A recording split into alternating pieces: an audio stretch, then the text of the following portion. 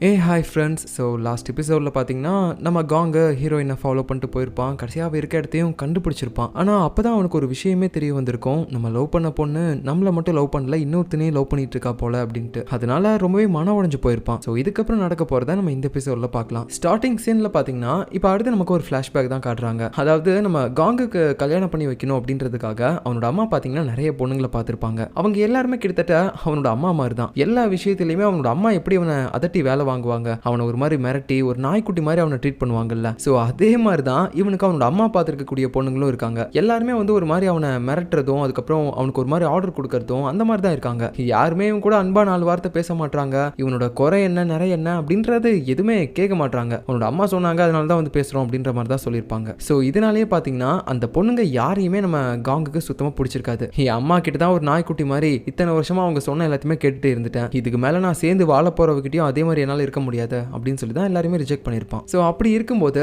அவளோட அம்மா cooking class சொல்லி கொடுப்பாங்க. அந்த கிளாஸுக்கு ஒரு நாள் நம்ம ஹீரோயின் போயிருப்பான், அந்த சமையல் எல்லாமே கற்றுக்கணும் அப்படின்னு சொல்லிட்டு. அந்த நேரத்தில் பார்த்தீங்கன்னா அவள் இயற்கையான சில டேஸ்ட் எல்லாம் ஆட் பண்ணுறதுக்கு பதிலாக செயற்கையான ஏதோ ஒரு பேக்கெட்டில் அடைச்சிருக்க ஒரு டேஸ்ட்டை அதில் பயன்படுத்தியிருப்பா சாப்பாட்டில். இதனால அவங்க ரொம்பவே கோவப்படுவாங்க. ஏன்னா இந்த குக்கிங் கிளாஸில் எந்த அளவுக்கு டேஸ்ட்டாக சமைக்கிறாங்க அப்படின்றது முக்கியம் கிடையாது, எந்த அளவுக்கு ஒரு பாரம்பரியமான முறையில் சமைக்கிறாங்க அப்படின்றது தான் முக்கியம். ஸோ அப்படி இருக்கும்போது இவ செயற்கையான டேஸ்ட்லாம் இதில் ஆட் பண்ணுறதை பார்க்கும்போது அவங்களுக்கு கோவம் வந்துருச்சு. இந்த குக்கிங் கிளாஸை விட்டு துரத்திருப்பாங்க. ஸோ இவ வெளியே ஒரு மாதிரி சேடா உட்காந்துட்டு இருக்கும்போது அவளை நம்ம காங் பார்க்குறான். ஸோ ஏதோ ஒரு வகையில் அவ மேலே ஈர்க்கப்படுறான். ஸோ தன்னோட அம்மா குக்கிங் கிளாஸ்ல இருந்து துரத்துனதுனால அவ கொஞ்சம் வருத்தப்பட்டு இருப்பா அப்படின்னு சொல்லிட்டு இவன் ஒரு கர்ச்சீஃபை கொடுக்கறதுக்காக போகும்போது அவ பார்த்தீங்கன்னா அங்கே கேம் விளையாண்டுட்டு இருப்பான், எந்த கவலையும் இல்லாமல். ஸோ அதுக்கப்புறம் பார்த்தீங்கன்னா 2 பேருமே ஃபர்ஸ்ட் டைம் அப்படியே கொஞ்சம் டேட்டிங்லாம் பண்ண ஆரம்பிக்கிறாங்க. நிறைய இடத்துக்குலாம் வெளியில் சுற்றி பார்க்கறதுக்கு போகிறாங்க. அப்படியே லவ் பண்ண ஆரம்பிக்கிறாங்கன்னு வச்சுக்கோங்களேன். அந்த டைமில் ஒரு நாள் நைட்டு இவன் வீட்டில் அவனோட அம்மாவுக்கு தெரியாம வெளியே வர ட்ரை பண்ணுறான். அப்போ அந்த இடத்துல நம்ம ஹீரோயினும் பார்த்தீங்கன்னா அவனை என்கரேஜ் பண்ணுறா. டேய் என்னடா பயந்து வந்துட்டு இருக்க, நல்லா தைரியமா வா நான் இருக்கேன் அப்படின்னு சொல்லும்போது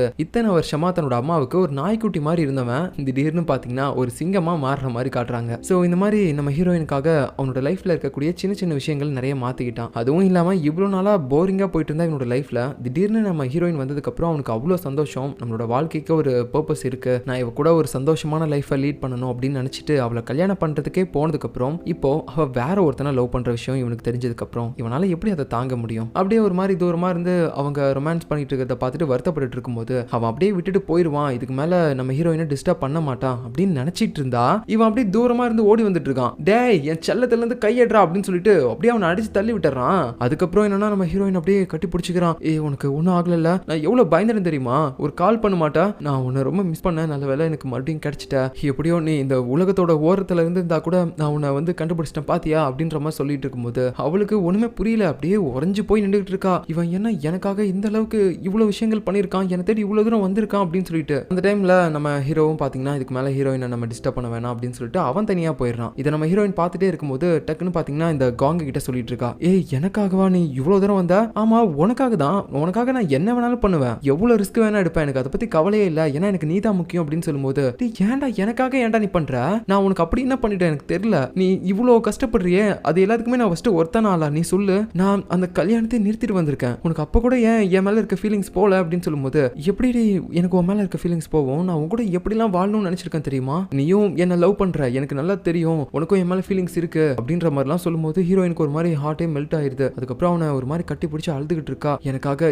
யாரும் இந்த மாதிரிலாம் பண்ணதில்லை, ரொம்ப தேங்க்ஸ் அப்படின்ற மாதிரிலாம் சொல்லிட்டு இருக்கா. ஸோ நம்ம ஹீரோயினுக்கு மறுபடியும் இவன் மேல ஃபீலிங்ஸ்லாம் வந்துச்சு போல, ஸோ நமக்காக இவன் இந்த அளவுக்கு பண்றான் அப்படின்னு சொல்லிட்டு கரெக்டா அந்த டைம்ல பாத்தீங்கன்னா திடீர்னு நம்ம ஹீரோ பதறி அடிச்சுட்டு ஓடி வரான். ஓடுங்க இந்த கொலகார கும்பல் வருது அப்படின்னு சொல்லிட்டு பார்த்தா அது நம்ம கேங்ஸ்டர் கும்பல் தான் போல. ஸோ நம்ம ஹீரோ தான் அவங்க கிட்ட பிரச்சனை பண்ணியிருக்கான், அதனால அவன் பயந்து ஓடுறான். அதுல ஒரு நியாயம் இருக்கு. ஆனா இவங்க 2 பேரும் ஏன் கூடவே கூட்டு போறான்னு தெரியல. ஸோ அப்படியே அவங்களையும் கூட்டு இப்போ ஓடிட்டு இருக்கான். வாங்க சீக்கிரம் நம்ம அவங்க கிட்ட மாட்டக்கூடாது அப்படின்னு சொல்லிட்டு அப்படியே நம்ம ஹீரோயினோட கையை பிடிச்சி இழுத்துட்டு போகும்போது அவன் என்னன்னா அந்த காங்கை பிடிச்சிட்டு இழுத்துட்டு வந்துட்டு இருக்கா. அந்த டைம்ல இவங்க கிட்ட இருந்து ஃபர்ஸ்ட் எப்படியாவது நம்ம தப்பிக்கணும், அவங்க வராத இடத்துக்கு நம்ம போகணும் அப்படின்னு சொல்லிட்டு அங்க ஒருத்தர் பாத்தீங்கன்னா போட் அப்பதான் பார்க் பண்ணிட்டு வந்துட்டு இருப்பாரு. உடனே அவர் இடிச்சு தள்ளி விட்டுட்டு அவரோட சாவியை மட்டும் எடுத்துக்கிட்டு இவன் அப்படியே இவங்க 2 பேரையும் கூட்டிட்டு அந்த போட்டுக்கு போவான். பட் அந்த இடத்துல பாத்தீங்கன்னா அந்த கயிறு போட்டு அந்த போட்டை ஃபர்ஸ்ட் கட்டி வச்சிருப்பாங்க. அதை அவுக்கிறதுக்காக அவங்க ட்ரை பண்ணிட்டு இருக்க அந்த டைம்ல பாத்தீங்கன்னா இந்த பக்கம் நம்ம பாடி கார்டு வேற திடீர்னு வரான் ஜான். அவன் அந்த கேங்ஸ்டர் ஆட்கள் எல்லாருமே பந்து ஆடிட்டு இருக்கான். இவன் இது வரைக்கும் பேசி கூட நம்ம பார்த்தது இல்ல. சரி ஏதோ ஒரு பயந்தாங்கோலி நினைச்சிட்டு இருந்தா போட்டு இந்த வெளுத்துட்டு இருக்கான். இந்த டைம்ல ஃபர்ஸ்ட் அந்த போட்ல இருக்க கயிறை எப்படியாவது நம்ம அவுத்து விடணும் அப்படின்னு சொல்லிட்டு இந்த காங் வேற போட்டு ஒரு கத்தியை வச்சு கசாப் கடையில கறி வெட்டுற மாதிரி வெட்டிட்டு இருக்கான். இவன் இப்படி கஷ்டப்பட்டு இருக்க இந்த நேரத்துல அழகா போட்ல நம்ம ஹீரோவும் ஹீரோயினும் உட்காந்துட்டு சீக்கிரம் அப்படின்னு கத்திட்டு இருக்காங்க. இப்போ இந்த பக்கம் நம்ம ஜான் வேற இந்த கேங்ஸ்டர்ஸ் அடிச்சிட்டு இருந்திருப்பான்ல, அப்போ அதுல அந்த கேங்ஸ்டர் பாத்தீங்கன்னா ஒரு கத்தியை வச்சு அவனோட வயிற்றிலே இறக்கிட்டான். என்னடா ஓவரா துள்ளிட்டு இருக்க, சாவுடா அப்படின்னு சொல்லிட்டு. அவ்வளவுதான், நம்ம ஜானோட கதை அங்கேயே முடிஞ்சிச்சு போல. இந்த நேரத்துல காங் கயிறு அத்துட்டான். அதுக்கப்புறமேட்டு பாத்தீங்கன்னா இவனை விட்டுட்டு நம்ம ஹீரோ பாட்டுக்கு வண்டி எடுத்து கிளம்ப ஆரம்பிச்சிட்டான். டே இருடா, அவன் வரான் அப்படின்ற மாதிரி நம்ம ஹீரோயின் கத்திட்டே இருக்கும்போது அவன் கண்டுக்கல. அப்படியே அவனை விட்டடிச்சிட்டு இவன் பாட்டுக்கு ஓட்டிட்டு இருக்கான். பட் இருந்தாலும் அவங்களை எப்படியாவது பிடிக்கணும் அப்படின்னு சொல்லிட்டு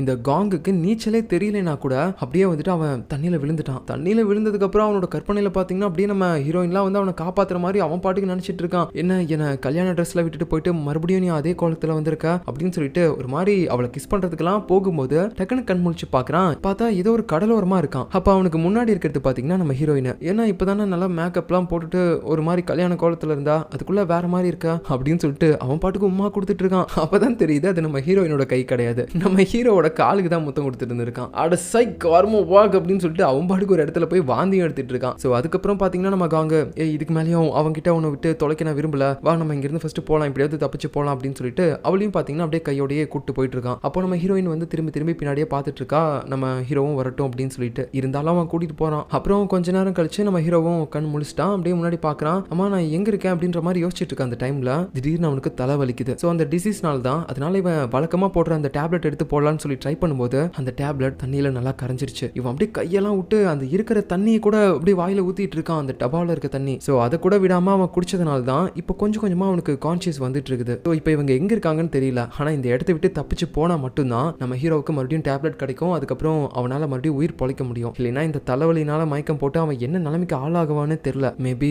அவனுக்கு கொடுத்த அந்த 3 மாச கெடுவுக்கு முன்னாடியே சாக கூட வாய்ப்பு இருக்கு. இன்னொரு பக்கம் நம்ம காங் பாத்தீங்கன்னா ஹீரோயினை கூட்டு போயிருப்பான்ல, அந்த டைம்ல நம்ம ஹீரோயினும் ஒரு கட்டத்துக்கு மேல உண்மையை சொல்லலாம் அப்படின்னு சொல்லிட்டு இங்க பாரு ஆக்சுவலா உண்மை என்னன்னா நான் எதனால தெரியுமா அவனை விட்டு வந்தேன் அப்படின்னு சொல்லிட்டு சொல்ல வரும்போது அவன் விட மாட்டான். இல்ல நீ சொல்லாத, எனக்கு தெரியும் நீ வந்து என்னதான் லவ் பண்ற, நீ அவனெல்லாம் லவ் பண்ணல. டேய் இல்ல நான் அதை சொல்லல, இப்போ உண்மை என்னன்னா அப்படின்னு சொல்லிட்டு அவ மறுபடியும் பாத்தீங்கன்னா அவளால குழந்தை பெத்துக்க முடியாத அந்த சிச்சுவேஷனை சொல்ல வரா. ஆனா இவன் அதை கேட்கவே மாட்டான். ஒருவேளை இவ அவனை தான் லவ் பண்றேன்னு சொல்லிட்டானா என்னால அதை தாங்க முடியாது அப்படின்னு சொல்லிட்டு அவளை சொல்லவே விட மாட்டான். அப்புறம் சேடா ஒரு பக்கம் போய் அவன் ஃபீல் பண்ணிட்டு இருக்கும்போது நம்ம ஹீரோயினும் நான் சொல்றதை ஏன்டா கேட்க மாட்டேற அப்படின்னு சொல்லிட்டு பேசும்போது உடனே மறுபடியும் டைவர்ட் பண்றான்.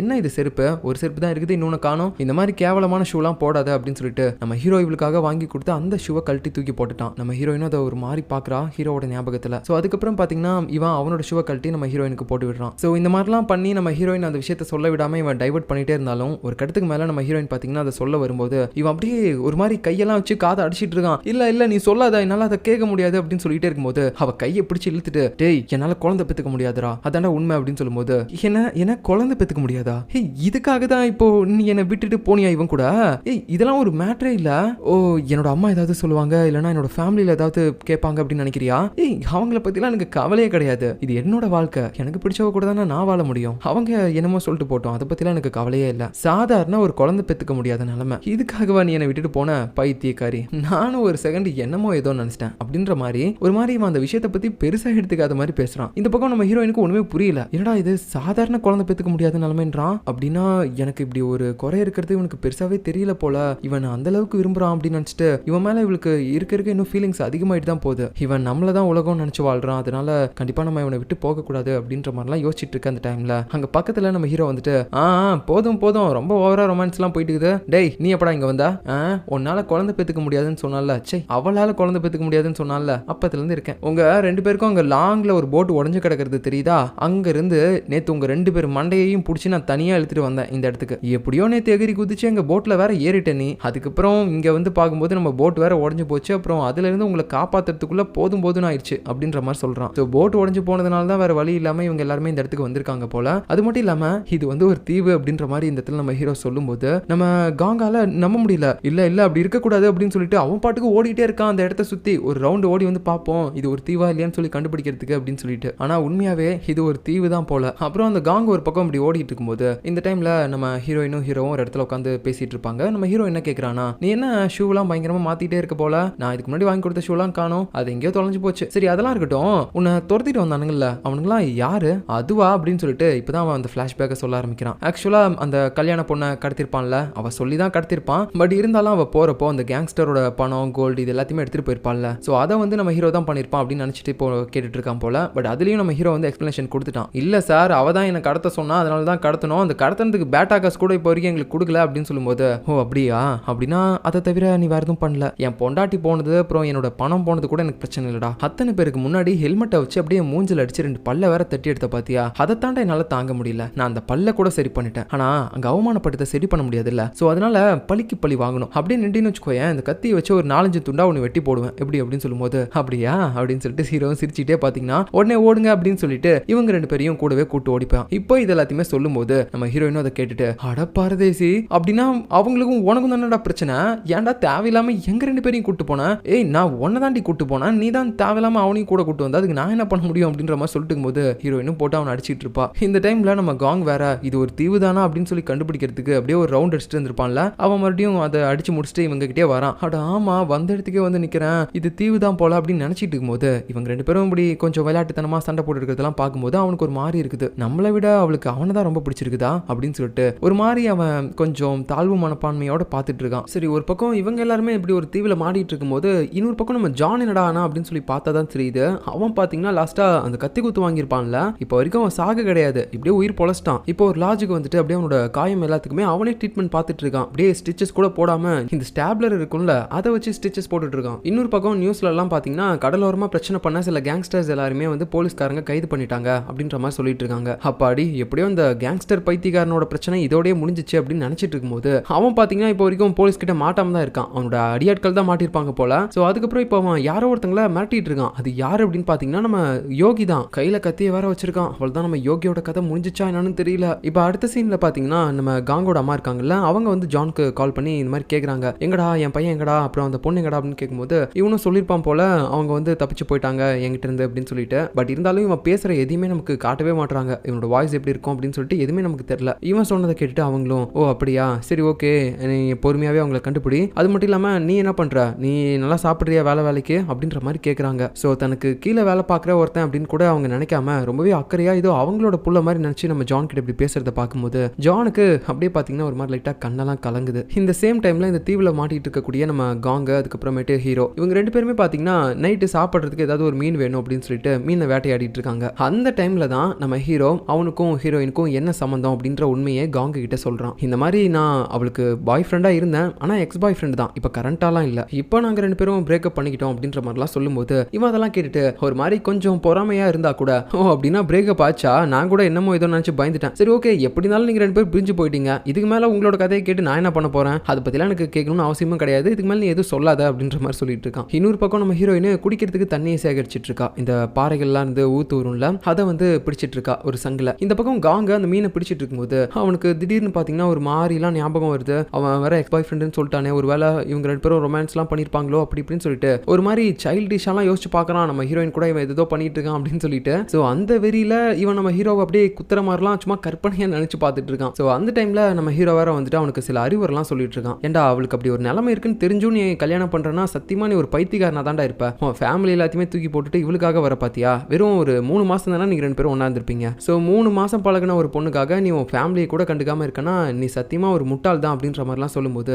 இவனுக்கு நான் கோவம் வந்துடுது, நான் அவளுக்காக என்ன வேணா பண்ணுவேன்டா, அதை கேட்க நீ யாருடா அப்படின்னு சொல்லிட்டு ஒரு மாதிரி 2 பேரும் இந்த இடத்துல மாத்தி மாத்தி சண்டை போட்டுட்டு இருக்காங்க. ஒரு கட்டத்துக்கு மேல நம்ம ஹீரோயின் வந்துட்டு டேய் பரதேசிங்களா என்னடா பண்றீங்க அப்படின்ற மாதிரி சொல்லி 2 பேரையும் தடுத்து நிறுத்திடுறா. ஸோ நம்ம ஹீரோயினை அப்படியே கையில ஒரு ஆக்டோபஸை வேற பிடிச்சிருப்பா போல, இவங்களும் மீன் எதுவுமே வேட்டையாடல. அதுக்கப்புறம் இந்த ஒரு ஆக்டோபஸ் அப்புறம் தண்ணி நம்ம ஹீரோயினை பிடிச்சிருப்பான். ஸோ இது எல்லாத்தையுமே வச்சு இவங்க ஒரு வேலைக்கான சாப்பாடை எப்படி ரெடி பண்ணிட்டாங்க. அது மட்டும் இல்லாம இவங்க 2 பேருக்கும் ஏதோ சின்ன குழந்தைங்களுக்கு புத்தி சொல்ற மாதிரி நம்ம ஹீரோயின் வேற சொல்லிட்டு இருக்கா. ஏன்டா அவங்களுக்கு கொஞ்சமாவது அறிவு இருக்காடா, நம்ம இப்போ எங்க இருக்கோன்னே தெரியல, அடுத்த வேலை சோருக்கு நமக்கு வழி இல்ல, இந்த நிலைமையில இருக்கும்போது நீங்க 2 பேரும் அடிச்சிட்டு இருக்கிறீங்களா, உங்களால என்னடா சொல்றது அப்படின்ற மாதிரி சொல்லிட்டு அப்படியே இவங்க எல்லாரும் சாப்பாடு சாப்பிட்டுட்டு இருக்காங்க. அந்த டைம்ல ஏதோ ஒரு சிப்பி மாதிரி ஒன்று இருக்கும், அதையும் அப்படியே நெருப்புல போட்டு ஃப்ரை பண்ணிட்டு அதுல இருக்க கறியை நம்ம காங்குக்கு அப்படியே பாத்தீங்கன்னா ஹீரோயின் அவளோட கையால ஊட்டி விடுவா. ஸோ இதை பார்க்கும்போது ஹீரோவுக்கு லைட்டா ஜெலஸா ஃபீல் ஆகுது. ஏய் என்ன நீ அவனுக்கு மட்டும் ஊட்டி விடுறா, எனக்கும் ஊட்டி விடு அப்படின்ற மாதிரி கேட்கறான். இந்த டைம்ல நம்ம காங்கோட மைண்ட் வாய்ஸ் வேற எல அது நான் கல்யாணம் பண்ணிக்க போற பொண்டாட்டில அப்படின்ற மாதிரி இருக்கும். ஸோ அதுக்கப்புறம் இவங்க 2 பேரும் மறுபடியும் ஒன்னா சிரிச்சு பேசுறத பார்க்கும்போது காங்குக்கு மறுபடியும் ஜெலஸாவே ஃபீல் ஆகுது. ஸோ உடனே சாப்பிட்டுட்டு இருந்தவன் டக்குன்னு எந்திரிச்சு டேய் வாடா என் கூட வாடா அப்படின்னு சொல்லிட்டு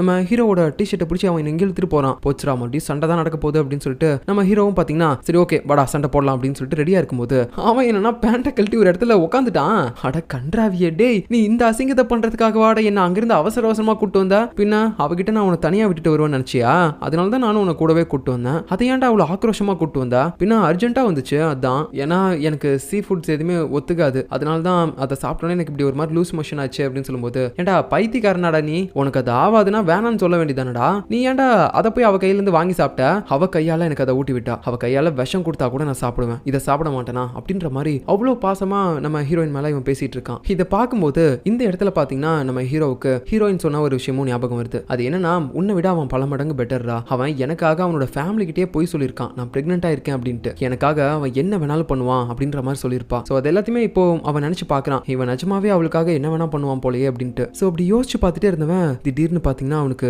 ஒரு மாதிரி கண்ணெல்லாம் மங்களா தெரியுது. அதுக்கப்புறம் அப்படி தொப்புன்னு கீழே விழுந்தான். ஸோ அவனுக்கு இப்போ மூக்கில இருந்து ரத்தமா வந்துட்டு இருக்கு. அவனுக்கு டேப்லெட்ஸ் கூட இப்போ இல்ல, அது எல்லாமே சுத்தமா தீர்ந்துருச்சு. ஸோ அவன் இங்கே சாக போறானா என்னன்னு தெரியல. அப்படியே ஒரு மாதிரி இழுத்துட்டு இருக்கும்போது இந்த பக்கம் நம்ம காங் எல்லாத்தையுமே முடிச்சுட்டு அப்படியே எந்திரிச்சு பார்க்கும்போது, டேய் எங்கடா போயிட்டா, அவகிட்ட போவாதுன்னு மிரட்டினதுக்கு அப்புறம் கூட இவன் போறானா, இவனுக்கு எவ்வளவு திமிரு இருக்கும் அப்படின்னு சொல்லிட்டு நம்ம ஹீரோவை திட்டிட்டு அவன் நடந்து போகும்போது அங்க நம்ம ஹீரோ விழுந்து கிடக்கிறத பார்த்துட்டு இவனுக்கு ஷாக் ஆயிடுச்சு. டே என்னடா ஆச்சு, டே எந்திரா, என்னடா மூக்குல இருந்தெல்லாம் ரத்தம் வந்துட்டு இருக்குது அப்படின்ற மாதிரி சொல்லிட்டு நம்ம காங் உடனே அவனோட அக்குபஞ்சர் ட்ரீட்மெண்ட் இருக்குல்ல, அந்த ஊசியை வச்சு குத்துறது, அதை பாத்தீங்கன்னா பண்ண ஆரம்பிக்கிறான். அவனுக்கு பின்னாடி இருக்கக்கூடிய அந்த ஊசி எல்லாத்தையுமே எடுக்கிறான். ஸோ இப்படி நம்ம காங் அவனுக்கு தெரிஞ்ச நிறைய ட்ரீட்மெண்ட்டை பண்ணிட்டு இருக்கான். ஸோ எப்படியோ நம்ம ஹீரோவை காப்பாத்தி ஆகணும்னு சொல்லிட்டு விறுவிறுக்க அவனோட கை கால்லாம் ஒரு மாதிரி அழுத்தி விட்டுட்டு இருக்கான், ரத்த ஓட்டம் போற மாதிரி. இப்படி நிறைய வேலையை பண்ணி நம்ம ஹீரோவை எப்படியாவது காப்பாற்றணும்னு நினைக்கிறான். ஆனா சத்தியமா காங்கோட இடத்துல வேற ஒருத்தர் இருந்தான்னு வச்சுக்கோங்களேன், எப்படியா செத்து போடா அப்படின்னு சொல்லிட்டு விட்டு போயிருப்பான். ஏன்னா அவன் கல்யாணம் பண்ண போற பொண்ணையை கடத்திட்டு வந்திருக்கான்ல. ஆனா இவன் அந்த மாதிரிலாம் நினைக்கல, நம்ம எப்படியாவது இவனோட உயிரை காப்பாத்தி ஆகணும் அப்படின்னு சொல்லிட்டு இந்த மாதிரிலாம் பண்றான். ஒரு கட்டத்துக்கு மேல நம்ம ஹீரோவும் எப்படியோ அதிர்ஷ்டவசமா கண் முழிச்சிட்டான்.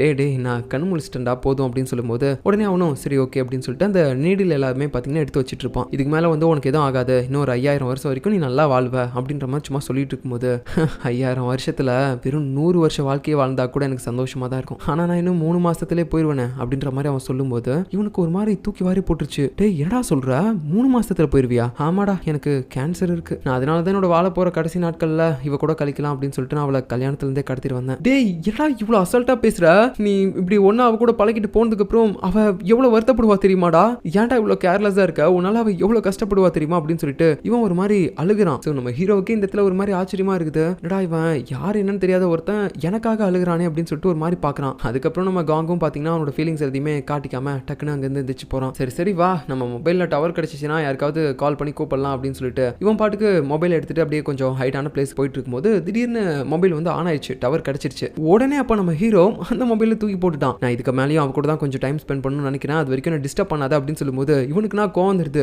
ஏன்டா இப்படி பைத்தியமான பண்ணிட்டு இருக்க அப்படின்னு சொல்லிட்டு அவனோட போனை தேடுறதுக்காக போகும்போது இந்த நேரத்தை பயன்படுத்தி நம்ம ஹீரோ அப்படியே ஹீரோயின் ஓடி வந்து வாடி நம்ம இங்கிருந்து போலாம் அப்படின்னு சொல்லிட்டு அவளை கூட்டு போகும்போது டேய் கொஞ்சம் பொறுமையா இருடா, எங்க போக சொல்ற, அவன் இன்னும் வரவே இல்லை, அதுவும் இல்லாம உனக்கு வழி தெரியுமா அப்படின்னு கேட்கும்போது இல்ல இதுக்கு மேலதான் நம்ம ஏதாவது ஒன்று பண்ணி கண்டுபிடிக்கணும் அப்படின்னு சொல்லும்போது உனக்கு கொஞ்சம் கூட ஒரு சீரியஸ்னஸே இல்ல, ஏன்டா இவ்வளவு கேர்லெஸ்ஸா இருக்கா, என்னால உன் கூட வர முடியாது போய் தொலை அப்படின்ற மாதிரி திட்டி விட்டுறா. அதுக்கப்புறம் நம்ம ஹீரோவும் பாத்தீங்கன்னா கண்ணெல்லாம் கலங்கிக்கிட்டே அவளை பாக்குறான். அப்புறம் அப்படியே அங்கிருந்து நடந்து வேகமா போயிட்டு இருக்கான். நீ வரலைன்னா விடு நானே போறேன் அப்படின்னு சொல்லிட்டு இந்த டைம்ல இவங்க 2 பேரும் லவ் பண்ணப்போ நம்ம ஹீரோ எந்த அளவுக்கு இவளை கேரிங்கா பாத்துக்கிட்டான் அப்படின்ற மெமரிஸ் எல்லாத்தையுமே இவன் நினைச்சு பாக்குறா. ஒரு நாள் இவ ஹாஸ்பிட்டல்ல முடியாம கிடக்கும்போது அடிச்சு பிடிச்சி ஓடி வந்து பாத்திருப்பான். இன்னொரு நாள் இவ வந்து யாரோ ஒரு சில லேடிஸ் கிட்ட எல்லாம் சண்டை போட்டிருப்பா போல, மூக்கெல்லாம் உடச்சிக்கிட்டு. ஸோ அந்த டைம்லயும் நம்ம ஹீரோ வந்துட்டு தப்பு இவ மேல தான் இருக்கு அப்படின்னு தெரிஞ்சுக்கிட்டு உடனே என்னடி பண்றா மன்னிப்பு கேளு அப்படின்னு சொல்லிட்டு அவளோட தலையை பிடிச்சி அழுத்தி எல்லாத்தையுமே மன்னிப்பு கேட்க வச்சிருப்பான். அதுக்கப்புறம் நடந்த ஒரு இன்சிடென்ட் பாத்தீங்கன்னா அவ ஒரு அனாதாசிரமத்துல வேலை பார்த்துட்டு இருக்கும்போது அங்க வந்து ஏதோ ஒரு விஷயத்துக்காக நம்ம ஹீரோயின் மேல தப்பு சொல்லியிருப்பாங்க. அவ வந்து அந்த தப்பு பண்ணல அப்படின்ற மாதிரி சொன்னப்ப கூட அவளை வந்து பிளேம் பண்ணிட்டே இருந்திருப்பாங்க.